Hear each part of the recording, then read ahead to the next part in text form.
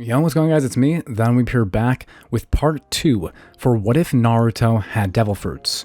Not the blonde kid, like I clarified last time, which you can watch if you click on the top upper right hand corner to find part 1 if you're new. Thank you and welcome. But no, not the blonde kid. The series Naruto, as in the, manga itself. What if Naruto had devil fruits? The devil fruits from One Piece. I covered all the lore and how it happened last time, so if you need the basis, get back. If not, and you don't care, and you just want to get started from where I left off, we ended the last part with Sasuke's flaming fist of the Meru no Mi flying through the trees as it's about to crash into a transformed Kakashi, who had transformed into this rust guy that he had encountered on one of his missions at some point in his life. Anyway, Kakashi would turn after he had been beating on Naruto, seeing the flaming fist about to approach him, as Kakashi would quickly dive out of the way, disappearing from view with his immense speed as the fist would almost hit Naruto instead, Sasuke quickly transforming back out of flames into his real body and hitting himself into Naruto so as he wouldn't kill him. Damn it, Sasuke! Naruto would bash his head into Sasuke's as the two would both have a bump growing out of it, with the two ready to fight. Sasuke would yell that if he hadn't de-transformed, he would have killed him with that blow. Naruto saying, "Huh, you really think so?" As the two would start brawling pretty much. Well, mostly just playing around. Kakashi would appear saying, as both Sasuke and Naruto would get hooked onto a tree branch by a rope trap he had made. With both of them getting strung up, only Sasuke would be able to escape, transforming into flames as he burns through the rope, saving Naruto basically with him. The two of them now falling back to the ground as Kakashi had already disappeared, going off after Hinata. However, he wouldn't have to look far, as unlike Sakura, who was only really looking out for herself, Hinata had actually just been on the verge to go and save Naruto before Sasuke had come into the scene. Now that they were both in trouble, Hinata would leap out from the bushes, running to go help her two teammates.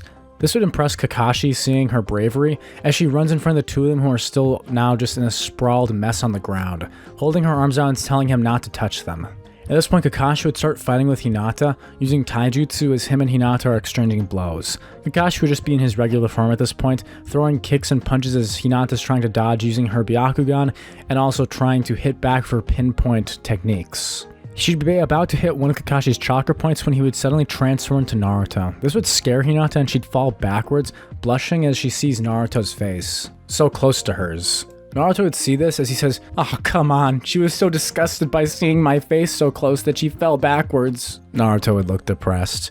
Sasuke would throw a burst of flame, saying Saint Elmo's fire, as a blast of flame would ram itself into Kakashi, who was transformed into Naruto, seemingly burning Kakashi as he would transform into another random shinobi who had the power of a steel fruit, a metal type devil fruit, probably a paramecia, as Kakashi's skin would burn red hot, but he wouldn't get damaged because of the metal he had transformed into, instead using it to enhance his ability as he punches the ground with a flame-enhanced fist now. With Hinata, Sasuke, and Naruto all working together, they wouldn't even be able to put a scratch on Kakashi until the time had even run out. But this time, when all three of them were deprived of their lunches, they would instead be congratulated by Kakashi, as Kakashi wipes his sweat from his forehead, saying he's never fought such an intense battle of Genin before, saying that was really impressive how all three of them were working together towards the end. Kakashi would hold his finger out, saying that, as they saw today, that it doesn't matter what devil fruit your opponent has, but people can vary in a large margin just by strength and speed and other base stats alone, saying that in a situation like that, it'll be teamwork that'll determine if you all survive. From this point onward, I'm going to try and be speeding things up because most of my what ifs are about 20 parts to finish the entire series, and that's usually because I get painfully in depth to things. So from this point forward, I'm going to be taking a more relaxed and faster approach, starting now, where I will not be talking about every single event between this point and all the arcs. So, all the events with the chasing cats and the basic missions would happen, with Sasuke, Naruto, and Hinata all feeling that they were being undervalued, with Kakashi saying that this was very important for their training as Genin to give them some practice and stamina just from running around.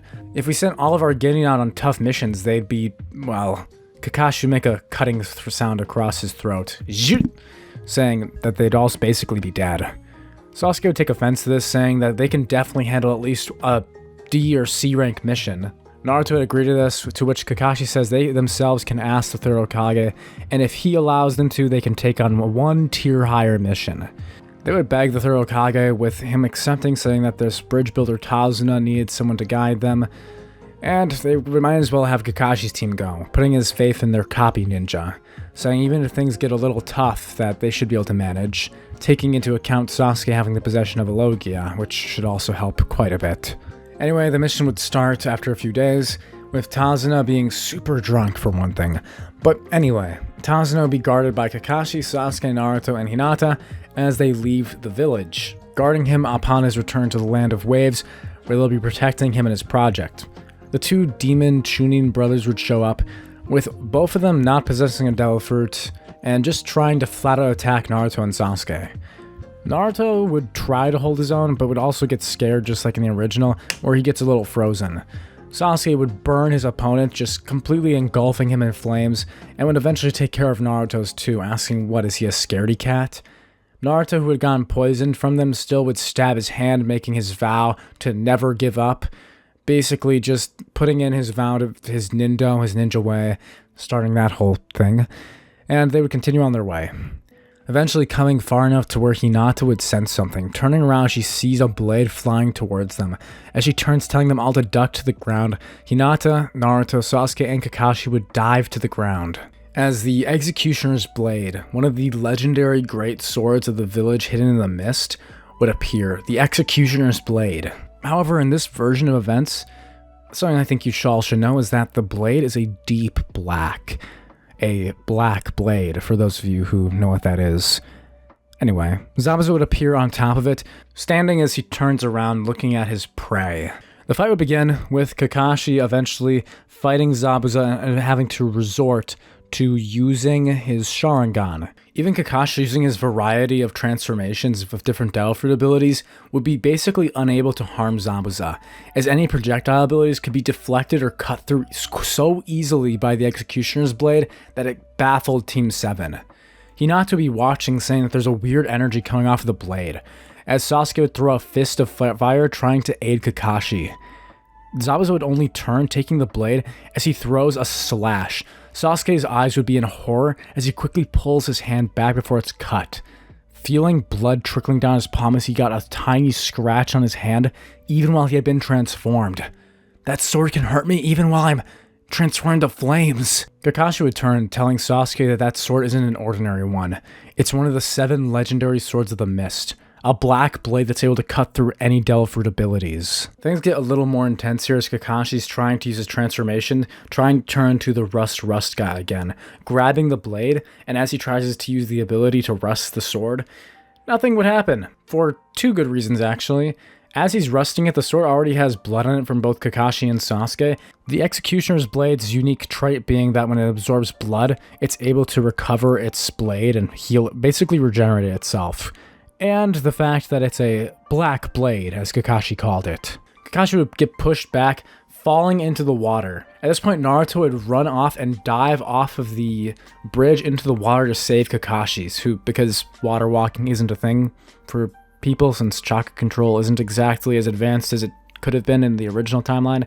Naruto would dive, grabbing Kakashi and pulling him up as he can't swim, throwing him onto the shore as Kakashi would gag about with the water in his lungs.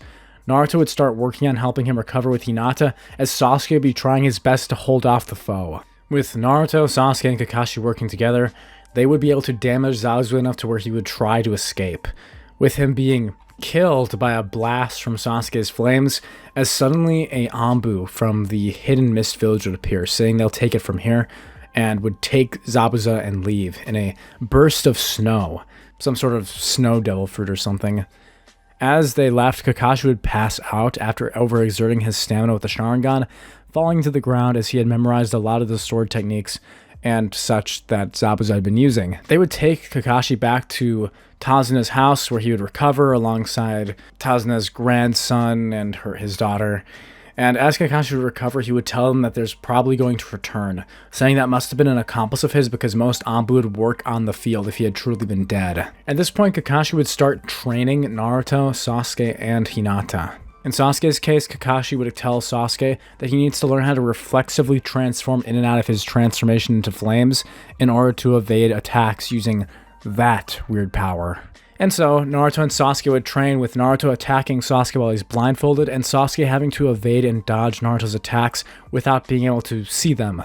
Having to feel the air currents and forcing Naruto to work on his speed, strength, and just overall technique, because he's basically a brawler at this point. Anyway, after their, 2 days to a week of training, nothing much really changes, but Sasuke does have some improved reflexes, and Naruto has some experience actually throwing punches and kicks. So that's cool. The bridge happens, with Naruto still saving Inari, and the others heading to the bridge first. Naruto would show up late, seeing Sasuke entombed by snow. As the flames and snow would be battling each other, with Sasuke having a small advantage in terms of element, Naruto would see this masked person fighting Sasuke, Zabuza fighting, Kakashi, who has now transformed into Zabuza, so there's two of them fighting each other, and, of course, Hinata protecting Tazuna. Naruto would charge in to help Sasuke with the two Logias fighting, with Haku possessing these Yuki no Mi, the snow fruit. The snow would actually be able to damage Sasuke, with Haku creating these icicles and stabbing Sasuke with them. Sasuke would eventually go down, having less strength, speed, and just stats than Haku, and Naruto would charge in, picking up Sasuke and seeing him bleeding, with his eyes turning a crimson red, entering Kurama's power, as the same power of the Gura no Mi would awaken. Zabuza's eyes would flicker as he turns around, seeing the cracks in the air forming as Naruto throws a huge punch right into Haku's face and smashing it into the bridge. As Haku, even though transformed to snow, would still feel the effects of this devil fruit, the Gura no Mi overpowering and warping the snow, as even the immunity of a Logia wouldn't be able to defend against it. The bridge would crumble and crack, as huge earthquakes would now cause a tsunami in the Land of Waves, as Naruto would basically kill Haku with one of his quick punches. The body being split and shattered as blood is spurted everywhere, and Haku goes flying in front of Zabuza and Kakashi. It's at this point that while Zabuza is caught off guard, Kakashi would successfully kill Zabuza. Kakashi would suddenly transform into a strange white-haired man with a red robe and a long ponytail as he pulls his arm back, saying, "Gum pistol." The fist would then charge back, slamming into Zabuza and breaking his ribs as he falls to the ground, the sword clattering to it, as Gato's men would appear. At this point, Kakashi would de-transform from this strange figure, as Naruto would then use his Gura no Mi power, running forward with Kakashi as the two would take out the rest of Gato's men, and Naruto would use the rest of the anger he had obtained from Sasuke's damage, and using the Gura no Mi and Kakashi's just strange transformations, they would easily take out Gato's men and Gato, who would fall to the sea, dying. After Naruto snaps back to his senses, seeing the bridge that he basically is almost destroyed, Tazuna would say they can always rebuild it now that Gato's out of the way, and the Great Naruto Bridge would soon begin its construction, with Naruto having saved the day. Sasuke would have been shocked having seen Naruto's power, asking what the hell kind of devil fruit that was, never having seen such a destructive force before his eyes. Naruto asked Kakashi who that strange white-haired guy was he transformed into, with Kakashi holding a finger up to his mouth saying it's a secret, saying that Naruto might meet him one day, saying that he's a strange but powerful guy known as the Great Toad Sage and the master of the Gomu no Mi fruit. Kakashi would say that it's a pretty convenient power to borrow, saying that it has a lot of powerful attacks that the owner itself has actually taught him. And with that, the end of the Land of Waves arc would take place. Naruto Team 7 would leave with Hinata impressed with Naruto's strength. Naruto would feel bad about destroying the bridge that they had been building, but hey, at least they could get it fixed now that there was no tariffs from Gato being enforced on the Land of Waves. By the time Naruto would get back, they'd run into three strange people who were bullying Konohamaru, who Naruto still knows in this timeline. One of the three people would be holding up their hand, and Konohamaru would stop moving, saying, I can't move! This being Kankuro. Sasuke would suddenly send a burst of flames, burning through the strings that he had seen with his newly awakened One Tomoe Sharingan, just like he had awakened it during the Land of Waves, from seeing Naruto and having saved him and etc. he would say that it's rude to use that on a kid, you know.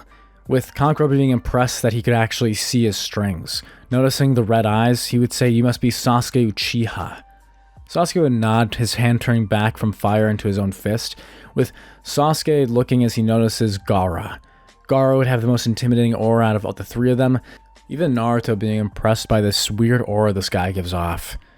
Gaara would make a sound saying that he'll see him in the ring, completely ignoring Naruto, which would tick him off. Hinata would hold Naruto back, telling Sasuke that they should go talk to Kakashi-sensei and see what's going on with why there's Sand Ninja in the Leaf Village. That, of course, bringing us to the end of part 2 and getting us to the very start of the legendary Chunin exams arc from OG Naruto, where we'll be having more Devil Fruit users from the Chunin exams from other villages appearing, as well as some other beloved characters showing up.